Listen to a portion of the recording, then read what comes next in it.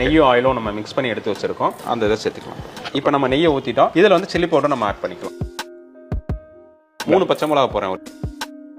Onion வந்து நல்லா வதங்கிருச்சுனே, நமக்கு இந்த ஸ்டைலில் வரும்போது தான் புதினா தலை சேர்க்கணும். இப்போ இது நல்லா வதங்கிருச்சுன்னா இப்போ மல்லித்தலை நம்ம ஆட் பண்ணிக்கலாம்.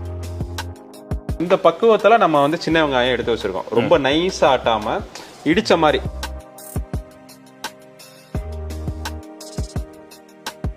இந்த டைம்ல தக்காளியும் தயிரையும் நம்ம ஆட் பண்ணிக்கணும். இப்போ தக்காளி போட்டோம், தயிர் ஆட் பண்ணிக்கணும். 10 கிராம் பட்டை எடுத்துருக்கணும். இது 5 கிராம். இதுல அன்னாசி பொருள் சார். முதல் மசாலாவை அரைச்சிக்கணும். ஒரு வேர்சில விட்டு நல்லா பொடியாக்கி அரைச்சதுக்கு அப்புறம் அடுத்து தண்ணியை ஊற்றி அரைச்சோம் அப்படின்னம்னா இந்த பக்குவத்தில் நமக்கு கிடைக்கும். கலரே மாறிடுச்சு டோட்டலா. இப்போ வந்து இதுல கறி ஆட் பண்ணிக்கலாம். அதுக்கு முன்னாடி தேவையான அளவு உப்பு போடணும்.